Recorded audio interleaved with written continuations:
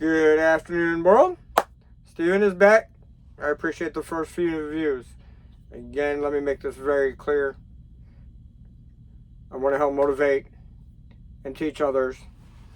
As my last intro video, now inside my trailer. Welcome, my beautiful lights. They do change colors, but I gotta fix my thing. My remote for it. Get a new one, replace it. All is good. So one of the first things I want to jump into and make very clear across the board that I slightly touched on in my intro video, in my very first video, is about believing in God. And sometimes it can be hard to do. So one thing, no matter whether you grew up in the church, don't matter what religion, race, I don't care about all that. Where you're at in your walk, you're struggling, you fell off, maybe you've fallen off a couple of times. One thing that I want everybody to understand about this world and why people mention God, let's just call God, if you want to call it something else, kind of like AA, which they do. I'm not really a big fan of that, neither are a lot of people, but that's another time and discussion, right? One thing that has, as a little back history first, my mom tried taking me to church a couple times. I said no when I was in my teenage years. But I did go with a friend from high school once or twice. I also had a professor from Trinity University out here in Texas. Also, again, when I was in high school, middle school, gave me a Bible, told me, hey, I'll give you $100 if you read and memorize all the Proverbs. I told him no, because if I want to read the Bible, I want to read the Bible and not get paid to do it. And this was even young. That's what I was feeling in my soul, even without fully recognizing or knowing who God is back then. I've been blessed with a very good memory. That's long story short, some people can't even remember their child, being like 2 or 3, literally 2 or 3 years old.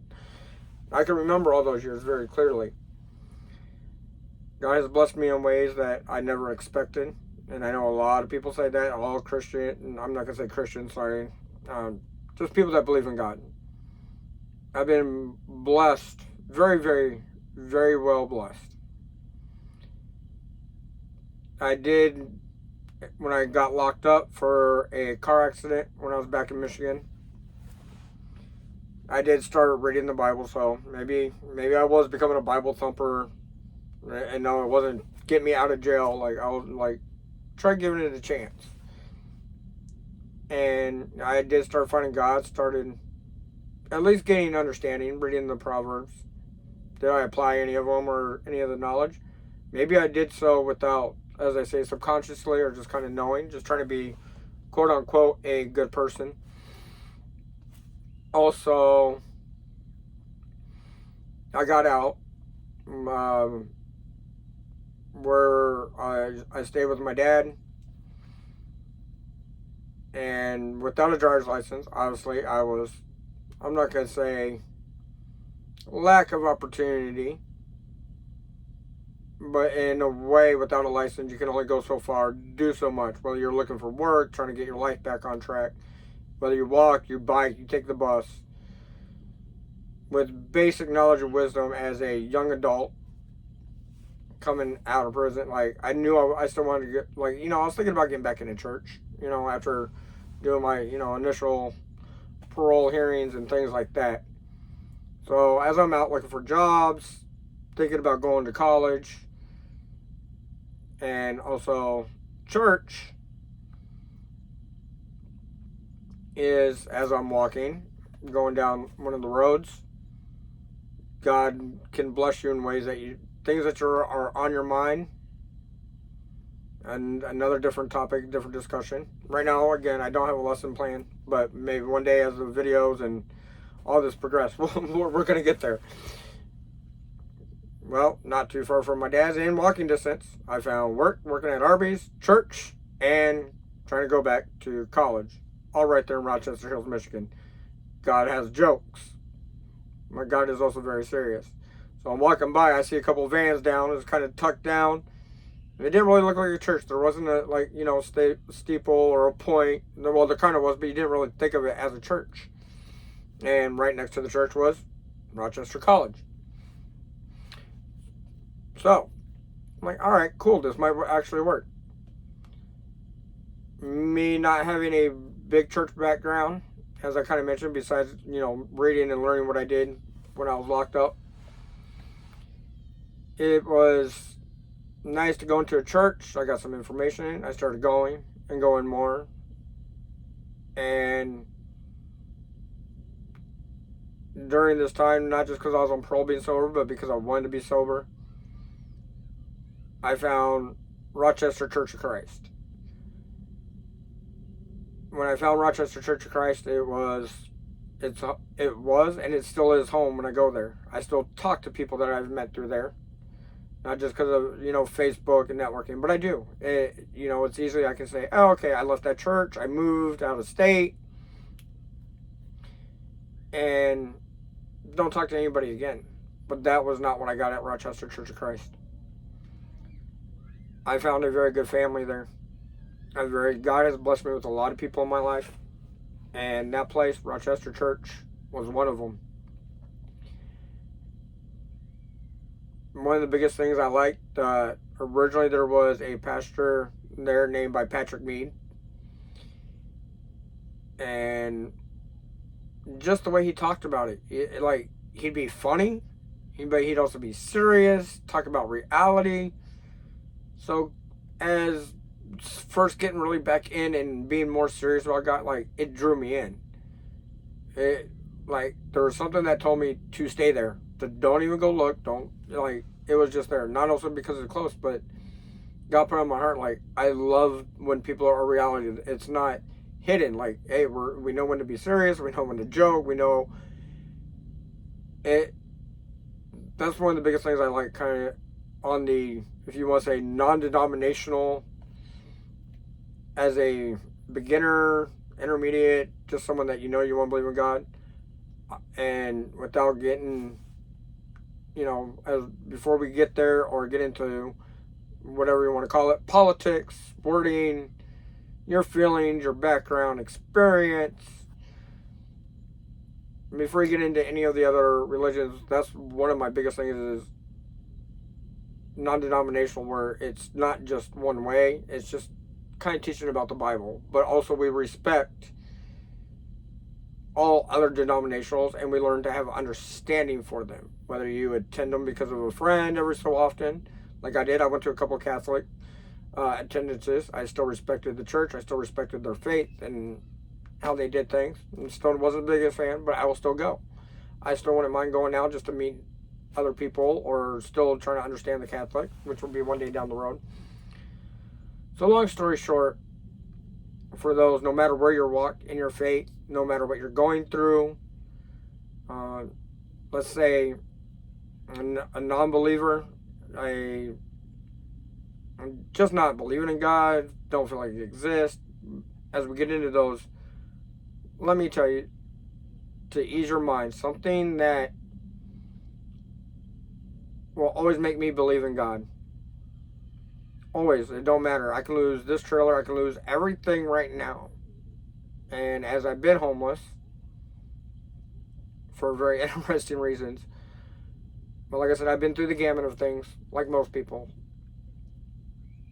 And one thing that has always kept me believing, or even not even questioning God before I got into church. So this goes hand in hand as your walk in life, no matter where you're at. You can never go, but something is tugging you to go to church. Any church. God's drawing you in. Or even if you don't go to church, you want to be around faithful people, let's say. Or no matter what you're struggling with, no matter your season of life, age, experience. One thing, when you look around this world and your knowledge of things, and even if you're questioning the Bible with all your heart, or it's taken out verses and books are missing and all that good jazz, right? I want to bring you to a time and a place for everything. Ecclesiastics chapter 3. There's a time for everything and a season for every activity under the heavens. a time to be born, a time to die, a time to plant, and a time to uproot, a time to kill and a time to heal, a time to tear down and a time to build, a time to weep and a time to plant, a time to weep and a time to laugh, a time to mourn and a time to dance, a time to scatter stones and a time to gather them, a time to embrace and a time to refrain from embracing, a time to search and a time to give up, a time to keep and a time to throw away, a time to tear and a time to mend, a time to be silent and a time to speak, a time to love and a time to hate, even though that's a very strong word, a time for war and a time for peace.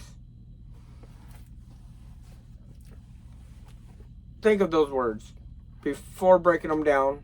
Maybe we'll do that in the next video or later down. Just the overall concept of those words in the Bible. You think about your life, you're just contemplating life. You're growing up through the ages, young, old, middle. You're learning from that. So no matter what your age is, you're learning from others. You're trying to understand the world and figure.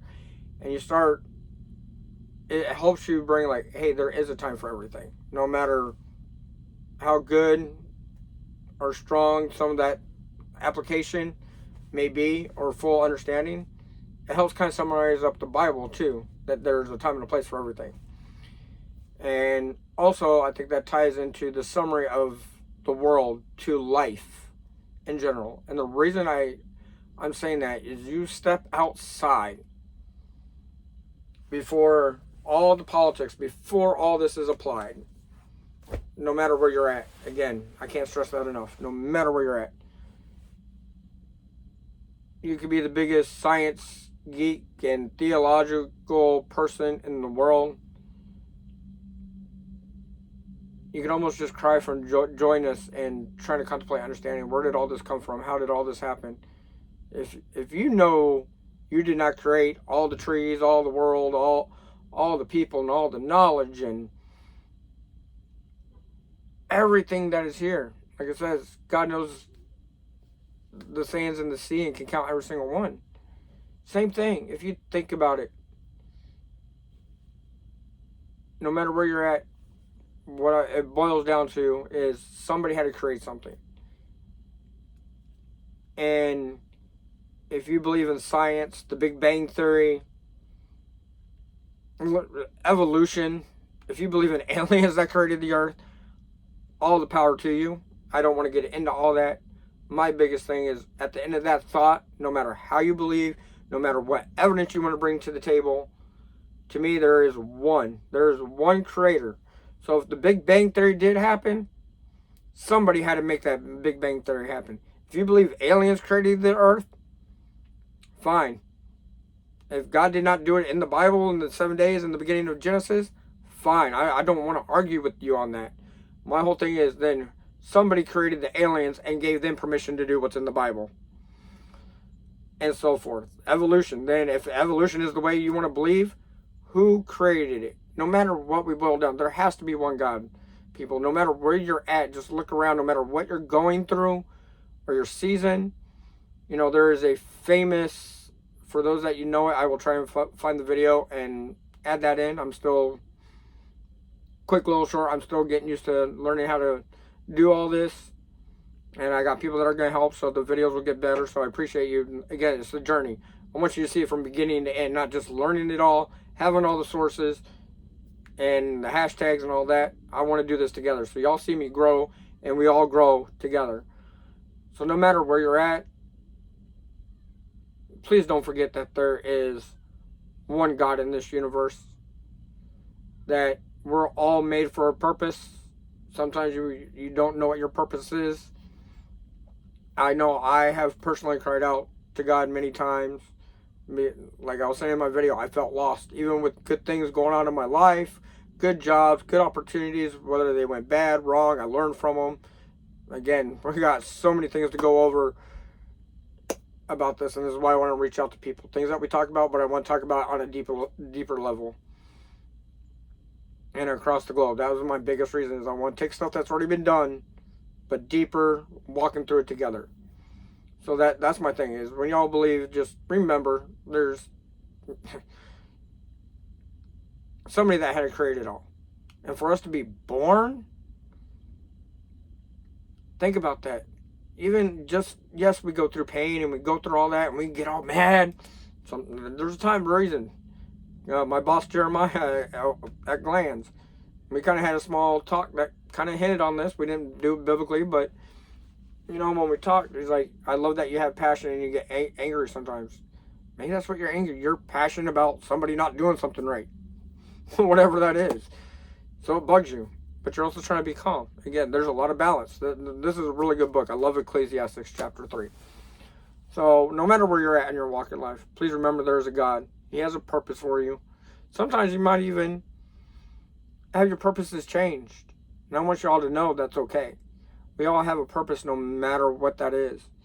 And you might want to change. And I also have a book that I plan on redoing. It is called Can You Relate? Now, you can find that on Amazon. Right now, I haven't really promoted it because I wanted to redo it, and I still plan on redoing it. But just want to mention that I got a lot of good things in store to be a bigger part of the world than what I thought I was, or my original goals and desires that most people, besides making money, to travel, and that's all great and dandy, and I do want to do that, just like most. But God's really put it on my heart, and I will say this many times and through many videos, to do this on a bigger level, do things that people are already doing, but help bring it to where maybe another purpose of me being here that God's put on my heart is, if I'm not the one to reach you, I want somebody to be able to reach you. There's always somebody there to help. Maybe not. Maybe you need to be alone to figure stuff out on your own. Like I said, I took 3 years to myself. Did I still give up? Kind of, sort of. But I wasn't giving up. There are still times, but God put it on my heart not to commit suicide. I was like, do I feel like I belong here or not? I understand it, guys. I get it. So I want to be here to help y'all. I want to be able to help each other. I want y'all's comments, concerns. If you need resources, if I don't have them, yes, I do get busy. I don't make many promises because I don't like the word promise, because a lot of promises are broken. A lot of promises are. But one of the promises I keep to all my friends and family is, if you ask something of me, whether if you need my opinion or advice, whether I'm right or wrong, maybe you can just take part of my advice. And another reason why I wrote part of my book that I want to get out there to share to the world. I have a lot that I want to help the world out on a bigger scale that God put me on. I realized He put it on my heart and made me more than I ever dreamed of. I wanted to help, go out in my community, do things, do good at work. But He's done it on a bigger scale. And I love each and every one of my followers. I love people, even if you're not following Christ or God. There's always somewhere. And then, long story short, if you need resources, my promise to you guys, if it's resources, if it's help, if it's something I don't have, if it's something you're aware of but you're struggling with, something that you want me to try and talk about, if I don't get to you as an individual, as a person, whether it's in my comments, if you need me to write a letter, if I don't get to you in X amount of time, my promise is I will get to you. No matter how big, no matter how small this tends to be, that's up to God. Again, this is not to get rich. Maybe a little side income, but not to get rich. Detailing is kind of my number one passion. God, I want to grow in the detailing world in different ways. And managing a shop, maybe going in. So, again, I just want to reach and help people, but my promise is I will do my best as quickly as, even if I've talked to you in comments or you call me, whatever in the future, I want to make it clear to each and every one of y'all, very, very clearly, I will get to you. I will respond to you. I will write to you. It might be a month. It might be a year. Because we all get busy, things happen, but I will not forget about you. I do keep my word on coming through to get things done. Sometimes it might take me a while. Sometimes I can get them quick. but I will get to you or help you, whatever you need. Again, please click that like and subscribe button. And let's keep rocking this journey, guys. Let's keep rocking this journey and rocking this life together. Love y'all.